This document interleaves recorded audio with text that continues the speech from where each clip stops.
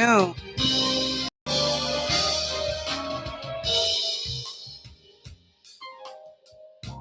Great afternoon. Great afternoon.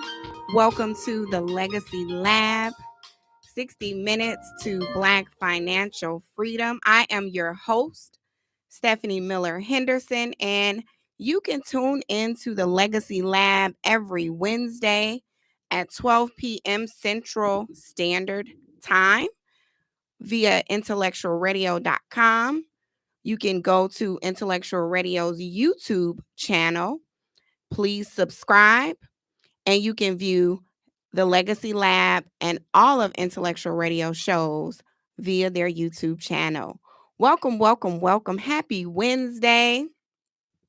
Happy Winning Wednesday. Happy Wealthy Wednesday. I hope that everyone has had a phenomenal week thus far. We're in the middle of the week, almost there. So I want to again say welcome. I am Stephanie Miller Henderson, and I am super excited and grateful that you have decided to tune in to the Legacy Lab, where our focus is around increasing Black wealth.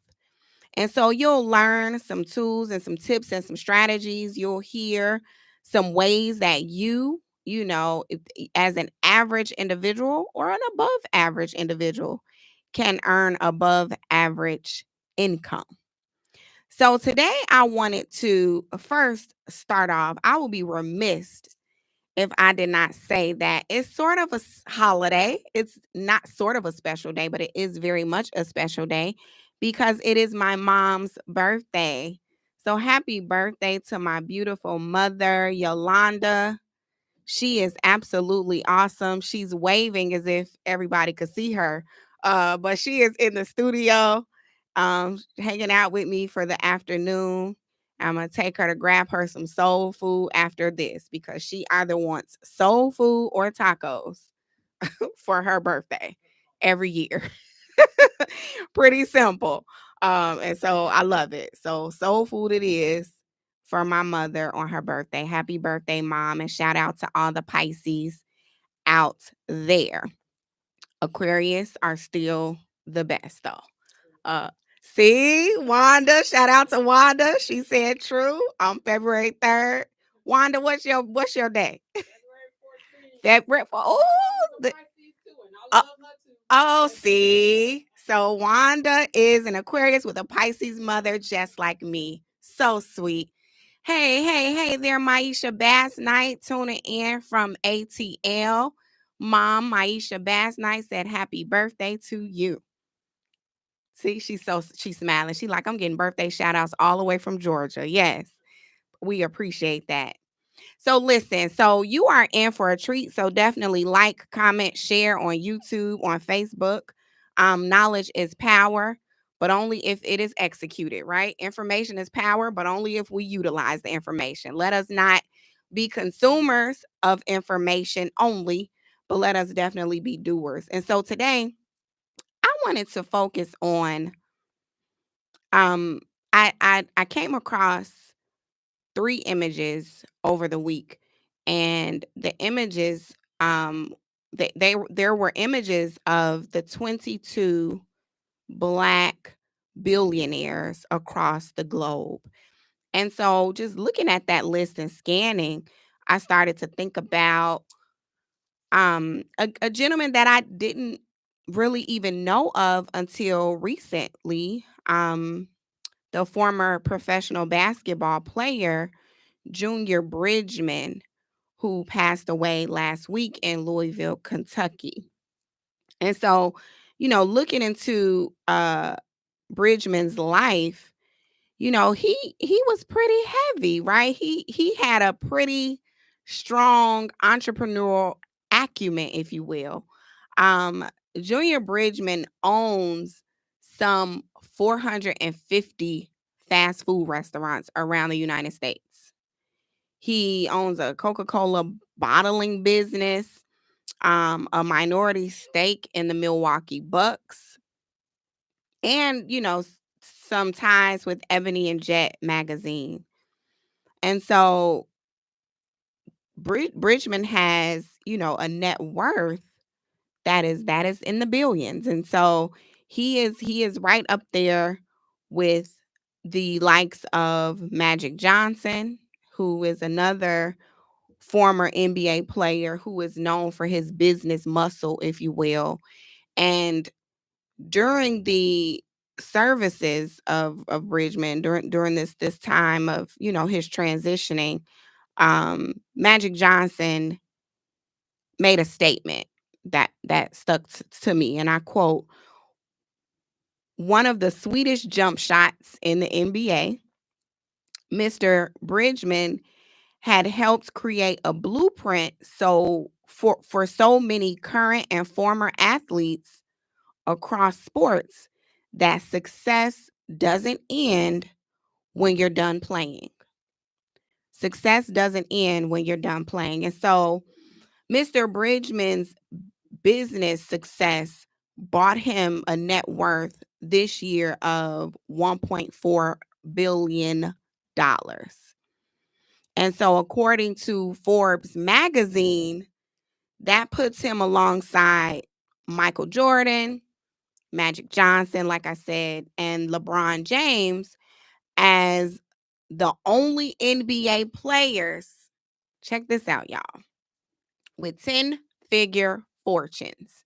Now, only about 5% of the American population makes six figures. Okay, so we're talking about 10-figure fortunes that these athletes were able to amass. And so that's a big deal. I had to think for a minute, like 6, 7, 8, 9, 10. Yes, that's the billionaire status, 10 figures. And so I wanted to just focus on these individuals for a little bit. Bridgman, and I started to see a recurring theme, of course, which is something that I kind of brought up in the last episode when I provided like the perfect gumbo, if you will, of how you can build wealth. What are the basic things that you need to have in order to start your journey around wealth building?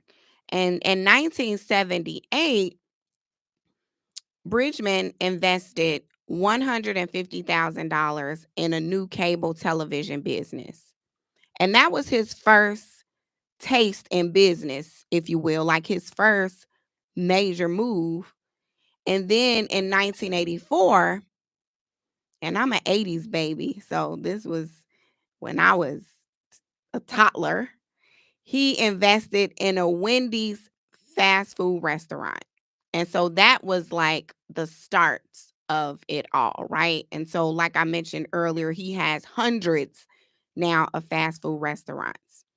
And so, when we want to figure out how to do a thing, we should definitely look at the people that have done the thing, right? And so, as I am on my wealth building journey, I am looking to other Black men and women who are, they may not be, celebrities or professional athletes. Some of them are names that, we have not heard of. We've heard of the Oprahs and the others that I'll mention. But definitely there were several people on that list of 22 that I had never heard of. And I'll make sure I drop that list in the comments, either on YouTube if I can, and then on Facebook, of course. And so I want to talk about another young lady that, not another young lady, but a young lady that a lot of people are familiar with. And I'm going to first start off by saying shout out to Barbados. Barbados. Um, can't wait to get back there. I was able to take my daughter for the first time not last year, the year before last, to visit family. And so it was a very, very special moment for her. She did not want to leave and she can't wait to get back there and stay for months, right? And so the beautiful island of Barbados, we have Robin Fenty, aka Rihanna. And she is another person that is on that list of 22 of the world's top Black billionaires. And shout out to Rihanna, because out of the 22, there were only 2 women. And I'm going to talk about both of those women today, because why not? I'm a woman. It's Women's History Month, so why not, right? So Rihanna's first taste into business outside of her music was her fragrance. Um, and I did not purchase that fragrance, so I can't, give a shout out to how amazing, or it may have been. I can't say, but it reportedly generated $80 million in sales its first year. So I would have to say that it must have been a pretty great fragrance, right? Rihanna's net worth is like Bridgman's, is $1.4 billion. Now, she's in the fashion and the beauty industry. And the beauty industry alone last year had a gross of $100 billion. And so oftentimes when we're thinking about, well, what is it that I want to do? When you're what is it that I'm passionate about? Of course, because you need to first lead, with your passion, lead with, purpose. And I firmly believe that the money will follow. Um, and if I had to throw another P in there, it's definitely gonna be people. What's your passion? What is your purpose? But what do the people need? Right? What do the people want? What are people, what's the demand, right now? And so when you're thinking about business, those are some of the things that you should definitely be thinking about. So the beauty industry is huge. So Rihanna hit the jackpot with that one, right? She went straight to fashion and beauty, and now she's on that top 22 list. Now we have another gentleman who is like a poet. He's a hip hop giant, a hip hop poet. His name is Sean Carter, aka Jay-Z. And Jay-Z's net worth is $2.5 billion. And so together, I believe I've read either in Investopedia or somewhere in Forbes that together he and his wife, Beyonce's net worth is about $3 billion. And so talk about a power couple making power moves, not just in the music industry, but in business.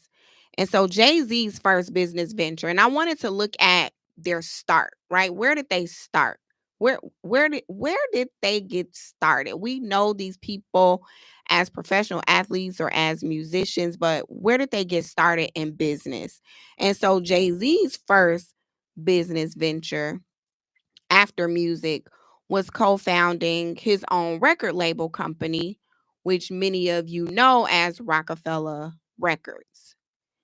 And so what that did, and Jay-Z has a list of endeavors that he has, either been involved with or that he is still involved in. And so he was able to become the first billionaire rapper in 2019. And his businesses, of course, include things like the luxury, like bar and lounge that he has in his city in New York, and his liquor brands. And he was in fashion. You may have remember Rockaware. But Jay-Z also had a stake in Uber, Live Nation, art, real estate, streaming platforms, and more. And so when you think about building wealth, if you remember some of the basic principles that I shared, the goal is for you to have passive income, which is income that requires that little to no lifting, which is something like real estate, right? Um, or once you have developed like a fragrance, right? You don't have to, there's not a lot of iterations that need to happen as if you were, in fashion. That's a little bit more demanding as it relates to the owner or the founder. But if you're in real estate, it's more passive. But then you have that leveraged piece, which is your ability to make income from work you did not do, which is something we all are like, yes, sign me up, right? If I could make money while I'm not present, if I can make money from something I didn't do, but by leveraging other people, business partners, right? That's why partnerships are so important. That's key. And then that last piece was that residual income, which is the income that you get from doing something one time, right? And so if you remember, I bought up Prince, I bought up Elvis Presley, I bought up Michael Jackson because they all did something one time. They recorded a song one time. They're, musical legends, if you will, who are no longer here with us, yet someone is still receiving income from that effort that they did one time, or that deed that they did one time. And so residual income is powerful. I would have to say that that is the most powerful piece to that soup of streams, if you will, because for me, I'm concerned about the people that are coming after me, right? It's not enough for me to live a lavish life or a fabulous life or attain certain things while I'm here on this earth if I'm not leaving anything tangible for the generations that are to come, right? And not just my daughter, but grandchildren, great grandchildren, children that I'll never even meet. And so that's the power of that residual income piece. And so these people that I've named, they have all of these things in place. LeBron James is another one that I definitely wanted to highlight. Um, because I love highlighting individuals that may not have had a business background. And I don't know the background of all of the 22 individuals that are on that list of the top 22 Black billionaires across the world. But you don't have to you don't have to have obtained a bachelor's degree or a master's degree in business in order to start a business, right? You have children that have businesses. They haven't even made it to high school yet. And so I believe that some people are just born with certain gifts and talents, and then they utilize that and they're able to monetize it.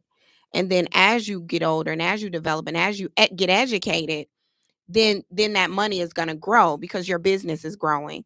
And so I want to point that out. I like looking at people that may not have had that type of background, but they started to earn substantial amount of income and they knew that they needed to do something with it in order for it to grow. Shout out to the Facebook viewers. Hello there. I see some business partners chiming in. How are you, Karshina? Thank you for watching. How are you, Pastor Ron? Thank you for watching.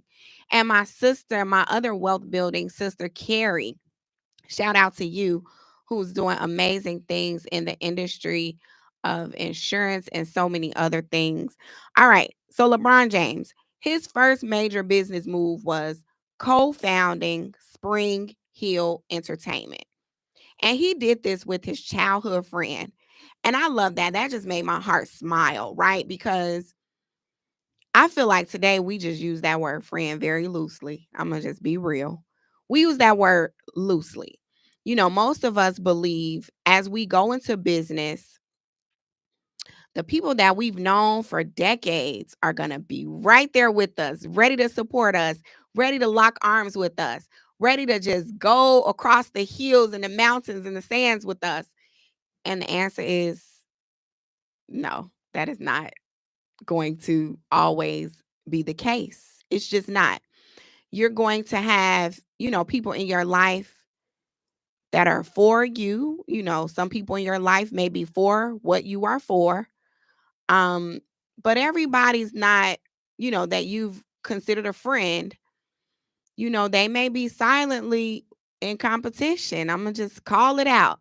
And they may not want to see you win. I don't know. For whatever reason, they may not want to support you. And so for me, as an entrepreneur, as I have, dipped into this entrepreneurial journey, you start to look at people a little side-eyed. You questioning some things like, have you ever really been there for me? Have you ever really been a friend? And I'll say this, I could only speak for myself. Once I have a friend that makes candles, because I do have a friend that makes candles. Um, I never went to Bath and Body Works to buy another candle. If I want a candle, I am going to purchase it from her. She has a business and she's a woman, and it's a black owned business. I am going to support her. If I had a friend who was doing shirts and all the things, and I've done this. I've supported a friend from high school, thousands and thousands of dollars, big deals and orders.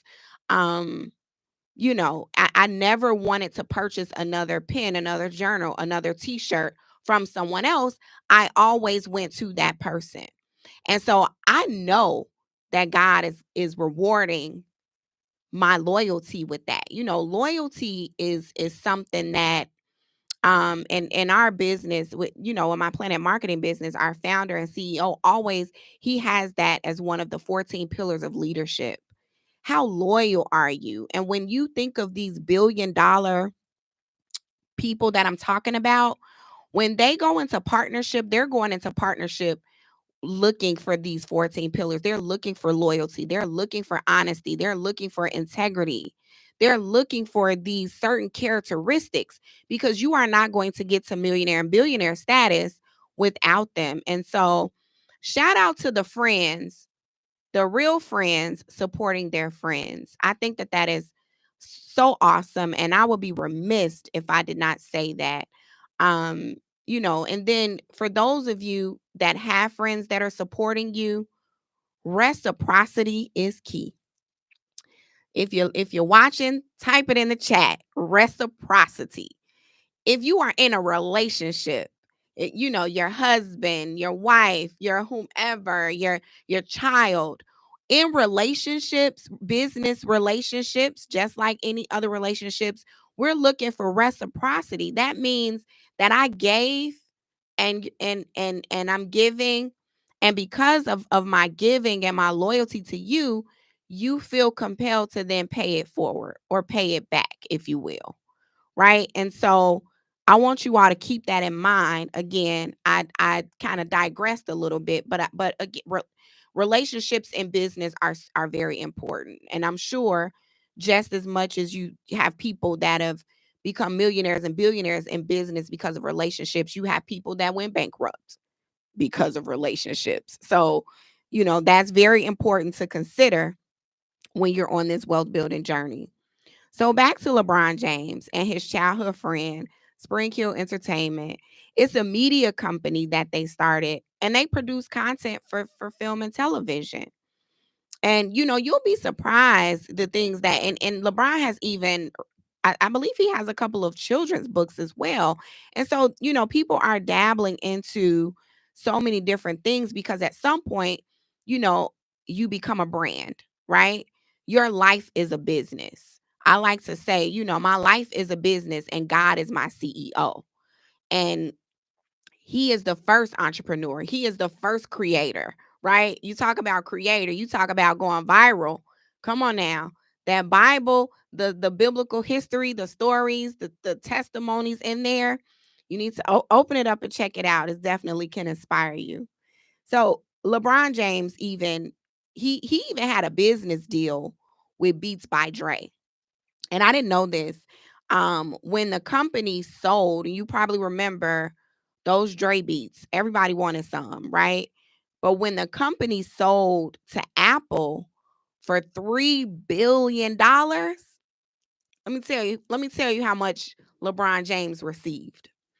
He received a $30 million check. Okay. $30 million check. That check was so big, it was one of the biggest equity cash payouts for a professional athlete ever. So he's gone down in history, not just from his game on the courts, but his business game off the court. And so, for anyone that is listening and you feel like, well, I'm a teacher, I'm an engineer, I'm a pastor, I'm a journalist, I'm a school counselor. That does not mean that you cannot go into business and still work your profession and do your trade, if you will. Do not box yourself in. You're going to miss some things. You're meant to be stretched in this life. Many of us have multiple talents, multiple gifts, but we want to stay in this one lane, and it takes people in our corner. Like I've had my husband tell me this, and shout out to my husband Carlton. Hopefully he's listening. But he's at work and at the school. But he would often say that, like, you're gonna do this. You're really not gonna do this. I see you doing this, and I'll be like, no, I'm gonna be here for 10 years. I'm gonna be here for 20 years. And then true enough, and God sends those people in your life that can speak life over you. And sometimes people just see things, in you and around you that you don't see in yourself. And so, again, back to those relationships and the people that you have around you on this wealth building journey. LeBron James, back to LeBron James. LeBron James, and this made me think of another business like mogul who didn't he wasn't on the list, I don't believe, but Shaquille O'Neal. But LeBron James invested in the Blaze pizza chain. It made me think about Shaquille O'Neal because of his business affiliation with Papa John's. um but yeah, you'll be surprised what these gentlemen are doing, these ladies and gentlemen are doing outside of their traditional lanes, right?